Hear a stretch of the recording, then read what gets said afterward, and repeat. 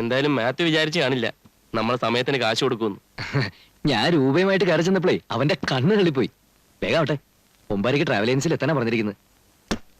ഭൂലോകത്തിലെ പല പല നാട്, അതിശയമായൊരു നസ്രത്ത് നാട്, പുണ്യമുള്ള. ആഹാ, നിങ്ങ പോവാൻ പോണേണാ? സമയമായി. ഒരു മിനിറ്റ് കേട്ടാ, എന്റേതായിട്ട് നിനക്ക് തരാനായിട്ട് ഒന്നുമില്ല കേട്ടാ. ഒരു കാര്യം ചെയ്. എന്താ ഇത്? ഒരു പാന്റും ഒരു ഷർട്ടുമാണ്. ഒരു വധൂരി തിരുമ്പാൻ തന്നാണ്. എന്നാ നീ വെച്ചോ. Thank you. ആദ്യത്തെ ലീവിന് ഞാൻ വരുമ്പം ചാക്കുണ്ണിയേട്ടൻ ഒരു വാഷിംഗ് മെഷീൻ കൊണ്ടുതരും. ഒരു ഇലക്ട്രിക്കാനും കൂടി കൊണ്ടു കൊടുക്ക്. ഓക്കെ. നിന്റെ വാക്കും പഴയ ചാക്കും ഒരുപോലാണ്. ഞാൻ ഇങ്ങനൊക്കെ തന്നെ കഴിഞ്ഞോളാം. ഒരു കാര്യം പറയാൻ കേട്ടാ, അവിടെ ചെന്നിട്ട് ഒരുമാതിരി മറ്റേ കളി വേണ്ട കേട്ടാ. തലവെട്ടാണ് അവിടുത്തെ കുറഞ്ഞ ശിക്ഷ. ഞങ്ങൾ ഇറങ്ങട്ടെ. നീ ചെല്ലു മോനെ, ആ ഈശോ നിന്നോടൊപ്പം ഉണ്ട്. ഇപ്പോ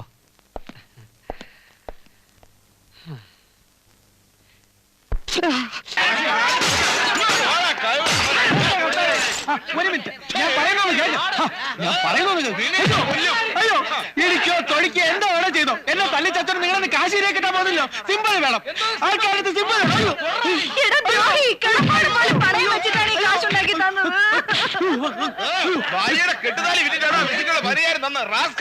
അല്ലെന്ന് ഞാൻ പറഞ്ഞില്ലല്ലോ. എനിക്ക് പറയാനുള്ളവരോട് കേക്ക്. ഞാൻ ഈ ട്രാവൽ ഏജൻസിയുടെ ജനറൽ മാനേജർ മാത്രമാണ്. സെക്യൂരിറ്റി മണി എന്നും പറഞ്ഞ് 10,000 രൂപ എണ്ണി കൊടുത്തിട്ടാണ് ഞാനും ഇതിനകത്ത് ജോലിക്ക് കയറിയത്. ആരും സമാനം പറയും. നമുക്ക് ഇതിന്റെ മുതലാളിയുടെ വീട് വരെ പോയി നോക്കിയാലോ? ഞാൻ രാവിലെ അവിടെ പോയി നോക്കിയിട്ടല്ലയോ വരുന്നത്.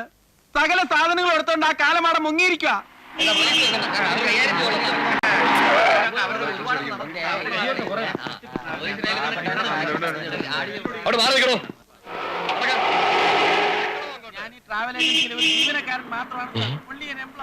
എന്തോ പ്രശ്നമുണ്ടല്ലോ.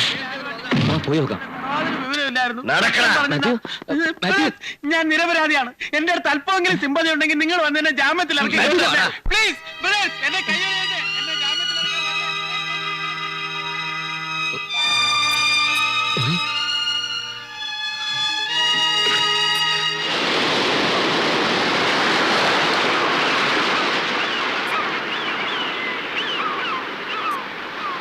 എന്നാലും ആ കള്ള കഴിവേറികളെ നമ്മുടെ കൈ കിട്ടിയില്ലല്ലോ. വല്ലാത്തൊരു വെട്ടിലാണ് നമ്മൾ വീണിരിക്കുന്നത്. ഇനിയിപ്പോ എന്താ ചെയ്യാ? ചാടി ചത്താലോന്ന് വരെയുണ്ട്. പിന്നെയും വീട്ടിലെ കാര്യങ്ങൾ ആലോചിക്കുമ്പോ നീ വിഷമിക്കാതാ. എന്റെ തീരുമാനം ബോംബെക്ക് പോവാന്നാ. അവിടെ എവിടെയെങ്കിലും ഇട്ട് അവരെ പിടിക്കാം. അത് പിന്നത്തെ കാര്യം. ഇപ്പൊ എന്റെ പ്രശ്നം രത്ന എങ്ങനെ ഫേസ് ചെയ്യുന്ന. നമ്മൾ സത്യം പറഞ്ഞാലും ഒരു പക്ഷെ അവള് വിശ്വസിച്ചൊന്നും വരില്ല. എങ്ങനെയെങ്കിലും പണവും കൊണ്ട് തിരിച്ചു ചെല്ലാൻ പറ്റും. ഒരു വഴിയുണ്ട് രൂപ ഉണ്ടാക്കാൻ. നിനക്ക് എന്റെ കൂടെ നിൽക്കാമോ? വഴി എന്താന്ന് വെച്ചാ പറ. മോഷണം. ഇനി അത് മാത്രമേ ബാക്കിയുള്ളൂ. അതുകൊണ്ടാ അതും കൂടെ ആകാന്ന് വെച്ചത്. ഓയ്, പിന്നെയും കുഴപ്പങ്ങളിലേക്ക് പോകാനാ നിന്റെ ശ്രമം. അല്ലെങ്കിൽ വേറൊരു വഴി നീ പറ. കാശ് കൊടുക്കുകയും വേണം, അധ്വാനിക്കാനും പറ്റത്തില്ല. മോഷണം അല്ലാതെ മറ്റെന്തെങ്കിലും ഉണ്ട്. ബെസ്റ്റ് വഴിയുണ്ട്, കള്ളവാറ്റ്. എന്നിട്ട് വേണം എക്സൈസുകാരെ ഇടികൊള്ളാൻ. എന്നാൽ അത് വേണ്ട. സ്മഗ്ലിംഗ്, നോട്ട് ഇരട്ടിപ്പ്, ഡോളർ കച്ചവടം, ഹാഷിഷ്, ബ്രൗൺ ഷുഗർ, കോക്കൈൻ. തീർത്ത് എടാ, നല്ല വഴിക്ക് ചിന്തിക്കുക. എടാ, നല്ലവരായിട്ട് ജീവിക്കാനല്ല ദൈവം നമ്മളെ ഇങ്ങോട്ട് അയച്ചത്. അതിന് വേറെ ആൾക്കാരുണ്ട്. നന്നാവാൻ നോക്കുമ്പോഴാ നമുക്ക് കൂടുതൽ കുഴപ്പങ്ങൾ ഉണ്ടാവുള്ളൂ. നീ എന്റെ കൂടെ നിന്നാ മതി. ബാക്കി കാര്യം എന്താണെന്നുള്ളത് എനിക്ക് വിട്. ഇവിടെ എത്രയോ കള്ളപ്പണക്കാരുണ്ട്. അവരുടെ വീട്ടിൽ കയറി മോട്ടിച്ച ദൈവം പോലും കോപിക്കില്ല.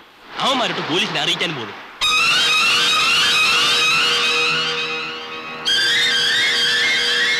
ധൈര്യമായിട്ടിരിക്കടാ, നമ്മൾ നേടും.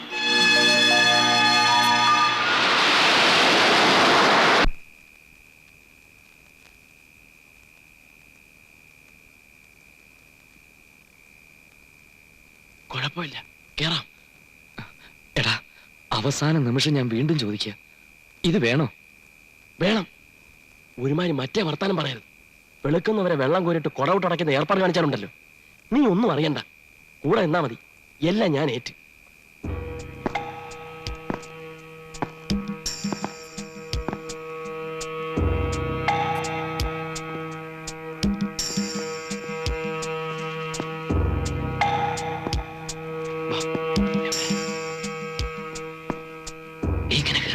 ഇതുവഴി കയറാം. ഇതിലെ അയ്യോ,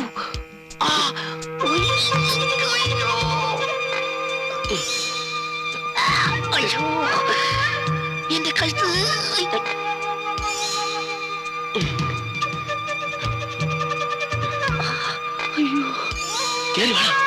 ഞാന് എങ്ങനെ? പിടി. അയ്യോ, കൈ പിടിയാ. അയ്യോ, പിടിപെടില്ലേ, പിടിപെടില്ലേ.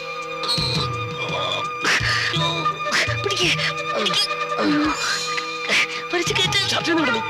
അയ്യോ,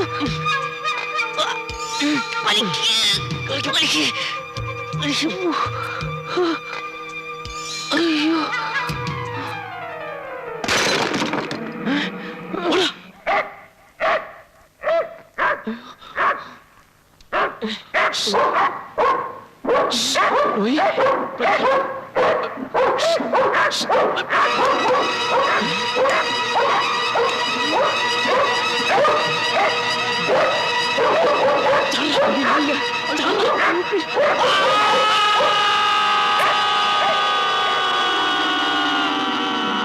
ഈ കേസിലെ പ്രതികളായ സേതുമാധവൻ, റോയ് എന്നിവരുടെ മേൽ പ്രോസിക്യൂഷൻ ആരോപിച്ച കുറ്റങ്ങൾ ഭവനഭേദനം, മോഷണശ്രമം എന്നിവ സംശയാതീതമായി ഈ കോടതി മുമ്പാകെ തെളിഞ്ഞിരിക്കുകയാണ്. ആയതിനാൽ പ്രതികൾക്ക് 6 മാസം വീതം കഠിന തടവ് ശിക്ഷയായി നൽകുവാൻ കോടതി ഉത്തരവിടുന്നു.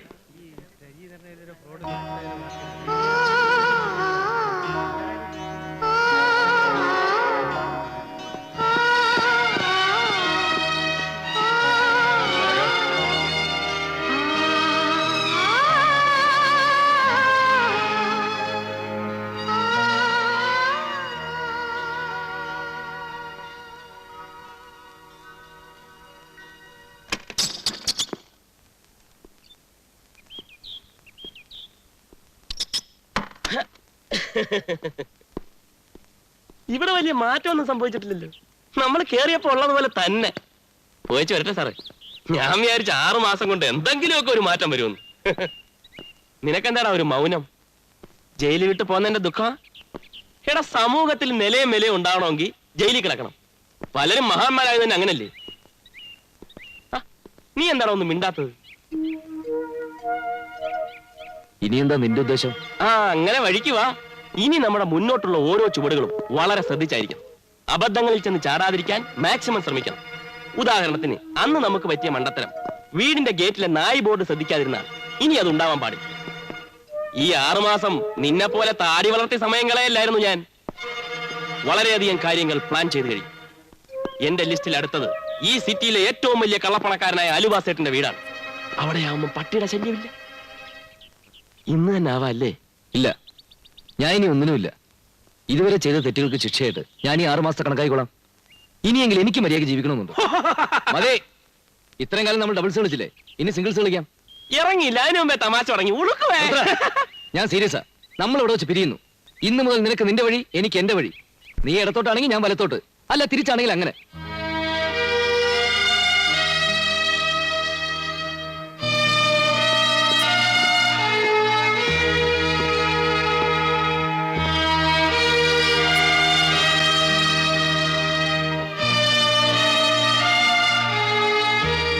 അപ്പൊ നമ്മൾ പിരിയാണല്ലേ? നിനക്ക് വിഷമമില്ലേ? ഇല്ല, നമ്മൾ ഒരുമിച്ച് നിന്നപ്പോഴൊക്കെ കുഴപ്പങ്ങളിൽ ചെന്ന് ചാടിയിട്ടുള്ളൂ. നീ ഇവന് നല്ല വഴിക്ക് ജീവിക്കാൻ നോക്ക്.